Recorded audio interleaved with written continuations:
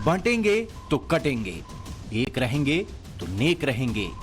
यही है यूपी उपचुनाव के लिए बीजेपी का सबसे तगड़ा फॉर्मूला, जिसे मुख्यमंत्री योगी आदित्यनाथ खुद धार देंगे।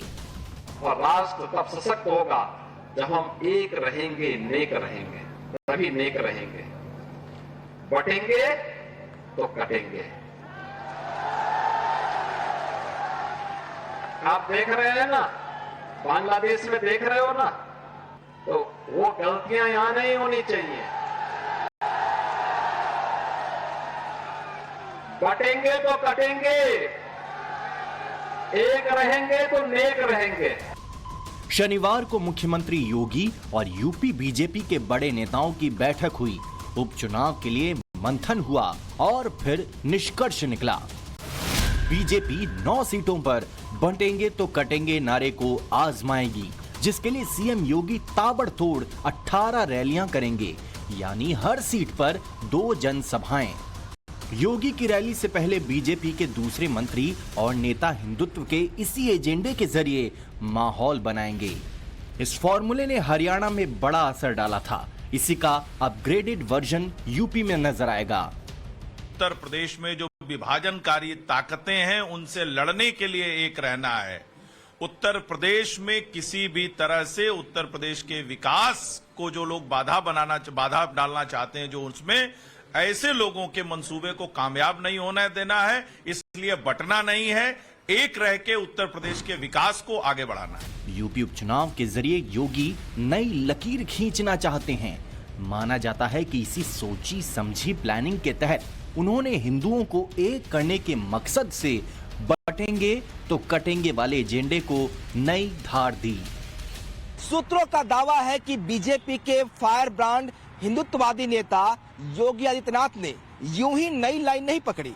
इसके लिए बकायदा लखनऊ टू दिल्ली और नागपुर तक मंथन हुआ, जिसके बाद प्रधानमंत्री नरेंद्र मोदी ने भी इसी पर जोर दिया और मोहन भागवत ने भी हिंदू राष्ट्र की बात कही। अब बीजेपी को अपनी हिंदुत्व वाली इमेज को विस्तार देने का मौका दिख रहा है, इसीलिए यूपी उपचुनाव इसी के इर्द गिर्द लड़ा जाएगा। खाने पीने में थूकने पर रोक को लेकर जो कानून लाया जा रहा है, बीजेपी उसे इसी का हिस्सा बताएगी। दुकानों पर नाम लिखने वाले फैसले को जोर शोर से उपचुनाव में उठाया जाएगा और बहराइच की सांप्रदायिक हिंसा के जरिए संदेश दिया जाएगा कि हिंदुओं को किसी भी हाल में बंटना नहीं है। ऐसा करके अखिलेश यादव के पीडीए वाले दांव की काट निकाली जाएगी और उस एक्सपेरिमेंट को भी ध्वस्त करने की कोशिश की जाएगी, जो वोट की खातिर बहराइच में मारे गए राम गोपाल मिश्रा के साथ खड़े ना होकर गोली चलाने वाले सरफराज के लिए आवाज उठाते हैं। जो घटना हुई, जो घटना में शामिल थे, या जिस तरह के बीजेपी माहौल बना रही है, पूरा प्रदेश जानता है, इनफैक्ट पूरा देश जानता है, क्योंकि चुनाव था इसलिए दंगा कराया गया। जो लोग जीरो टॉलरेंस की बात करते हैं, आखिरकार पुलिस प्रशासन क्यों नहीं था? जीरो टॉलरेंस हम किसको माने? जीरो टॉलरेंस में प्रशासन क्या कर रहा था? और फिर अगर उनकी गलती नहीं थी तो आपने चौकी इंचार्ज को क्यों हटाया? जिनके शासन काल में उत्तर प्रदेश एक भी दिन दंगा मुक्त नहीं रहा है, दंगे के मामले में वो बोले तो शोभा नहीं देता है। बहराइच हो या प्रदेश में कहीं भी हो, कोई अराजकता करेगा, कोई कानून व्यवस्था के साथ खिलवाड़ करेगा, कोई किसी व्यक्ति पर हमला करेगा, हत्या करेगा, तो कार्रवाई या कानूनी एक पक्ष है और सरकार कानून के हिसाब से कार्रवाई के लिए एकदम तत्पर है। यूपी के उपचुनाव में अखिलेश यादव और राहुल गांधी का गठबंधन टूटने की कगार पर है, इसलिए योगी का सारा फोकस अखिलेश के नैरेटिव को फेल करने में है और इसमें सीटों का समीकरण भी बहुत हद तक मदद कर सकता है। जिन 9 सीटों पर 13 नवंबर को विधानसभा उपचुनाव होने हैं, उनमें से 2 सीटें ही मुस्लिम आबादी वाली हैं। बाकी की सभी 7 सीटों पर हिंदू वोटर्स उम्मीदवारों की जीत तय करेंगे। बीजेपी की कोशिश ये है कि लोकसभा चुनाव की तरह इस बार जाति वाली नैरेटिव को रोका जाए और उसे बटोगे तो कटो के जरिए ही रोका जा सकता है। अगर ये ऐसा होता है तो कहीं न कहीं बीजेपी की सीटों की संख्या समाजवादी पार्टी के मुकाबले बढ़ सकती है। अंबेडकर नगर की कटहरी में कुल 4 लाख वोटर हैं, जिसमें मुस्लिम मतदाताओं की संख्या 40,000 के आसपास यानी 10%। करहल सीट पर 3,75,000 वोटर्स हैं। यहाँ मुस्लिम वोटर्स की तादाद 25,000 के आसपास है। गाजियाबाद सदर पर 4,61,000 मतदाता होंगे।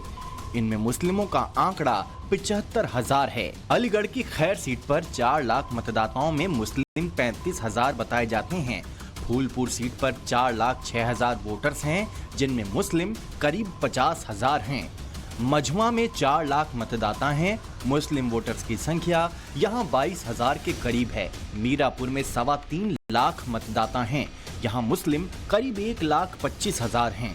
कानपुर की सीसामऊ में 2,70,000 वोटर हैं, जिनमें सबसे अधिक मुस्लिम मतदाता ही हैं, जो कि 1,10,000 के आसपास हैं।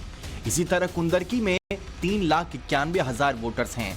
यहाँ मुस्लिम मतदाताओं की संख्या 60% से ज्यादा बताई जाती है। बीजेपी की प्लानिंग है, अगर उस जीत का आंकड़ा 5 सीटों से आगे निकल जाता है तो फिर 2027 के लिए बहुत अच्छे संकेत रहेंगे। उत्तर प्रदेश में समाजवादी पार्टी मजबूत है। आज पिछड़ा, दलित, अल्पसंख्यक, किसान, मजदूर सब अपना हक मांग रहा है।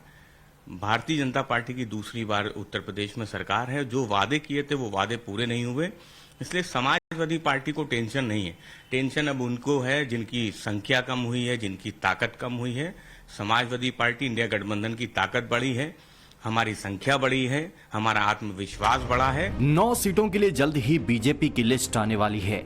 बहुत संभावना है बीजेपी हिंदू चेहरों पर ही दांव लगाएगी।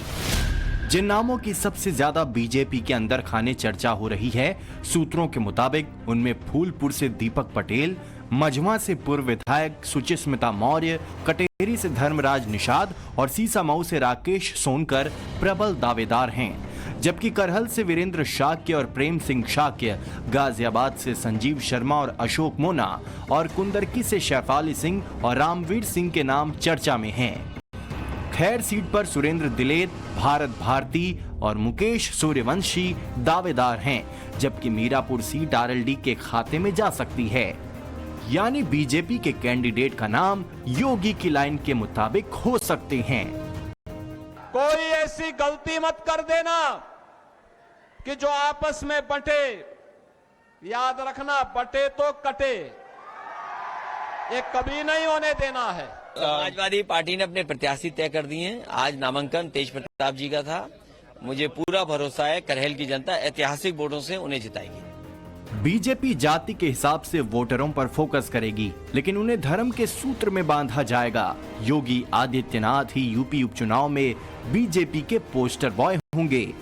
अभी हाल ही में बीजेपी ने जो सदस्यता अभियान चलाया था, उसमें टॉप 3 में सीएम योगी, ब्रिजेश पाठक और AK शर्मा का नाम है। इन तीनों ने 50-50 हजार से ज्यादा लोगों को जोड़ा है।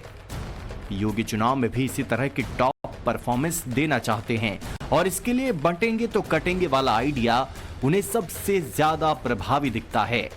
वर्ष 2017 से राज्य सरकार के गठन के बाद से पुलिस विभाग के विभिन्न पदों पर 1,54,000 से अधिक भर्तियां संपन्न हुई हैं, जिसमें 22,000 से अधिक महिला कार्मिक सम्मिलित हैं। उत्तर प्रदेश में शांति, सुरक्षा और सौहार्द का एक नए युग की शुरुआत हुई है। तो सवाल यह है कि 24 के लोकसभा चुनाव में जाति वाला नैरेटिव गढ़ने वाले अखिलेश योगी के बंटेंगे तो कटेंगे वाले फॉर्मूले को रोक पाएंगे।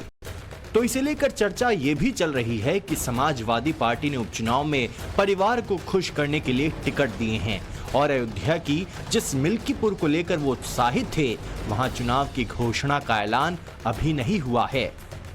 ऐसे में योगी को मन माफिक पिच मिल रही है और वो इस बार अपना 100% देने की कोशिश करेंगे।